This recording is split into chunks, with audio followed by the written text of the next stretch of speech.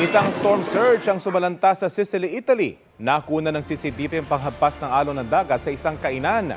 Nabasag ang bahagi ng glass wall ng kainan at pinasok ito ng tubig dagat. Sa Palermo sa Italy pa rin, naging pahirapan ang search and rescue operations ng mga otoridad sa isang maliit na pantalan dahil sa malakas na alon. Nauna nang natangay ng alon papunta sa dagat ang isang nakaparadang sasakyan sa lugar. Nakalabas agad ang driver ng sasakyan. Kabilang ang Italy sa mga sinalanta ng Cyclone Harry. Ayon sa mga otoridad, umabot sa mahigit 1,000 rescue operations ang naisagawa nila sa loob ng 3 araw. Dahil sa walang sawang suporta po ninyo mga kapuso, nananatiling #1 network ang GMA Network. Taos-puso po kami nagpapasalamat sa inyong pagsubaybay at pagtitiwala. Malaking milestone para sa GMA Network ang taong 2025 dahil ipinagdiwang din ang ika-75 taong anibersaryo ng Kapuso Network. 75 taong pagbibigay ng malinaw, patas at mapagkakatiwalaang balita, mapangmulat na mga dokumentaryo at iba't ibang programang nagbibigay ng ngiti at saya sa mga Pilipino sa anumang sulok ng mundo. At nito ngang 2025, napagtibay ng GMA ang pagiging #1 matapos makapagtala ng 86.2% net reach mula January hanggang December 2025. Batay sa datos ng Nielsen Television Audience Measurement, katumbas yan ng 62 million viewers. Kung isasama pa ang GTV, iHeart Movies at Heart of Asia, sumatotal na 63 million viewers ang naabot ng GMA Network. Dinomina rin ng Kapuso Programs ang top 30 most watched list sa bansa base sa aggregate ratings. Pinangunahan ng award-winning magazine show ng GMA Public Affairs na Kapuso Mo Jessica Soho ang 27 programa mula sa GMA. Sinundan niya ng primetime newscast ng GMA Integrated News ng 24 oras. Pasok din sa top 30 ang 24 oras weekend. Pati ang mga dati at kasalukuyang GMA Prime shows tulad ng Encantadia Chronicles, Sangre, Sanggang Dikit for Real at iba pa. Mga kapuso, hindi nyo lang kami sinuportahan sa telebisyon, kundi pati rin online. Ang GMA ang top Southeast Asian creator sa loob ng halos 2 taon. Sa entertainment and media category, base sa datos ng Tubular Labs noong 2025. Suma total, 74.4 billion video views ang nakuha ng GMA across all platforms as of December 31, 2025. Marami rin na nakaantabay sa mga pinakasariwang balita. Bukod sa pinakakomprehensibong midterm elections coverage, nanguna rin ang GMA Integrated News pagdating sa video viewership and engagement. Ayon sa Tubular Labs and Hootsuite Analytics, umabot sa 18.5 billion ang kabuoang video views sa Facebook, TikTok at YouTube.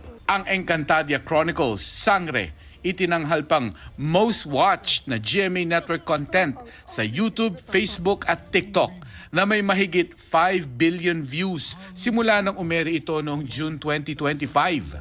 Pati sa radyo, nangunguna ang GMA, nakapagtala ng kabuang 44.5% audience share ang Super Radio DZBB batay sa AGB Nielsen data sa buong 2025.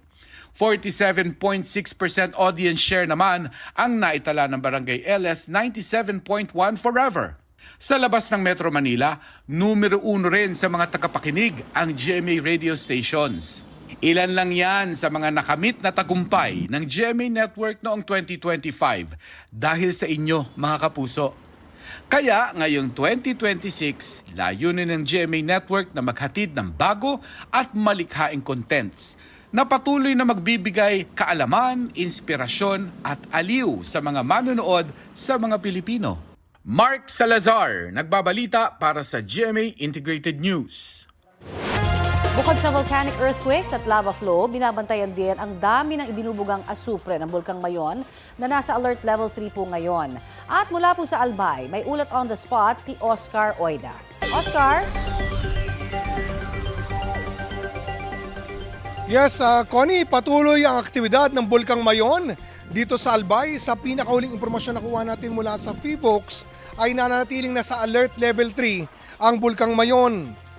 Sa nakalipas na 24 oras, naitala ang pagbuga ng lava dome at lava flow kasama ang panakanakang mahinang strombolian activity. Nakapagtala din ang mga seismologists ng 222 volcanic earthquakes, 317 rockfall events at 63 pyroclastic density currents o uson. Sa buong magdamag, natatakpan ng ulap ang bulkan kaya't walang banaag o crater glow na namataan kagabi. Gayun din ang steaming o plume ay hindi rin namasdan dahil sa makapal na ulap. Patuloy rin ang pamamaga ng bulkan, palatandaan ng paggalaw ng magma sa ilalim. Ang sulfur dioxide emission ay umabot sa 1,281 tonelada bawat araw. Kaugnay niyan, mayat maya kung magsagawa ng mobile volcanic gas monitoring ang mga tauhan ng PHIVOLCS. Kahapon, nakasama pa tayo sa pagsusukat nila ng sulfur dioxide o asupre at iba pang volcanic gases sa hangin para maimapa kung saan-saan sa paligid ng Mayon may concentration ng gas. Mahalagaan nila ito para makita kung dumadami ang binubugang gas ng bulkan na maaring babala ng posibleng pagputok. Samantala, pinapayuhan ng publiko na manatiling nakaalerto at sumunod sa mga abiso ng pamahalaan. Connie? Maraming salamat, Oscar Oida. Pinalaga ni Senadora Amy Marcos sa mga komento ni Senate President Pro Tempore Ping Lacson na pambabastos daw ang report ng Senate Minority kaugnay sa investigasyon sa issue ng flood control projects. Sabi ng Senadora, taong bayan ang pinatutunguhan ng minority report. Hindi raw siya papatol sa usaping respeto. Dagdag niya kung may bastusan ay ito raw ang pambabastos sa talino at pangunawa ng mga Pilipino. Kahapon, sinabi ni Lacson na hindi pagrespeto sa Senate Blue Ribbon Committee ang isinumiting minority report. Ang tamang proseso raw ay ilalabas muna ang Blue Ribbon Committee report bago ito talakayin para sa revisions.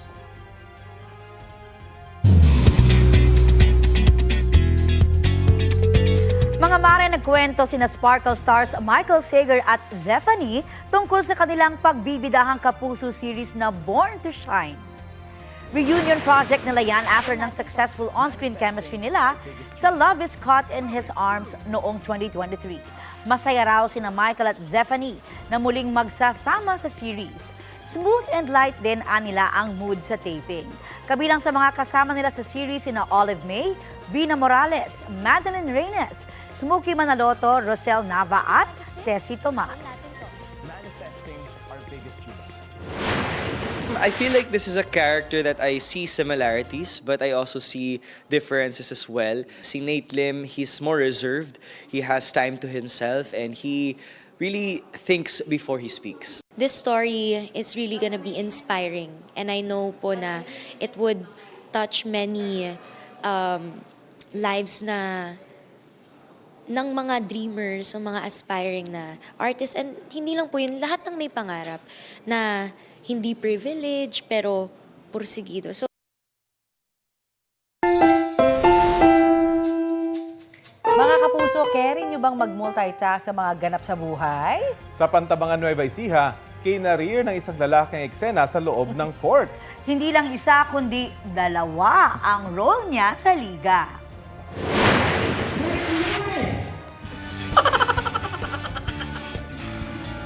Yan, no? Na-hype ang mga manonood sa basketball exhibition match na yan sa Barangay Sampaloc. Ang isang player kasi, announcer din sa sariling laro. Takbo rito, takbo roon habang may hawak na microphone. Ulikam sa isang moment, tumira sa self ng 3, nagmintis. Biro na ilang netizens, baka pwedeng referee na rin si Kuya sa next game. Hindi man nakapunta sa video, nakascore naman ang eksena niya ng 2.5 million views. Time out dahil si announcer player number 15 ay trending! Inianunsyo ng Presidential Communication Office ngayong umaga na buong gabing under medical observation si Pangulong Bongbong Marcos. Ayon sa PCO, precautionary measure ito matapos siyang makaranas ng discomfort. Inabusuhan siya ng mga doktor na magpahinga. Stable naman ang kanyang kondisyon. Sabi pa ng PCO, patuloy na ginagampanan ng Pangulo ang kanyang tungkulin habang nasa medical observation. Nakabalik na siya sa Malacanang.